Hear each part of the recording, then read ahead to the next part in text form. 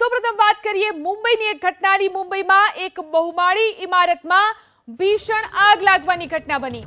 જેમ ઇમારતના તમામ ફ્લોર આગની ઝપેટમાં આવી ગયા। મુંબઈમાં ડોંબિવલી વિસ્તારમાં આવેલા એસ્ટ્રેલા ટાવરની અંદર આગ લાગવાની ઘટના બની, જેમાં 5 થી 6 માળની ગેલેરી બળીને ખાખ થઈ ગઈ છે।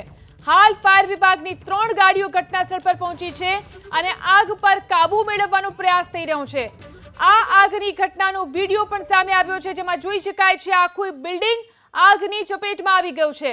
હાલ આ આગની ઘટનામાં કોઈ જાનહાનિના સમાચાર નથી મળી રહ્યા। શોર્ટ સર્કિટના કારણે આગ લાગી હોવાની શક્યતા છે। તો ભયાનક આગના દ્રશ્યો જોઈ શકાય છે, કેવી રીતે આ બહુમાળી ઇમારતની અંદર આગ લાગી છે। ડોંબિવલી વિસ્તારમાં આવેલી છે આ ઇમારત કે જેની અંદર આ ભયાનક આગ લાગી। ફાયર વિભાગની ગાડીઓ ઘટનાસ્થળ પર પહોંચી છે અને આગને કાબુ કરવાના પ્રયાસ ચાલી રહ્યા છે। એસ્ટ્રેલા નામનું ટાવર કે જેની અંદર આ ભીષણ આગ લાગી છે।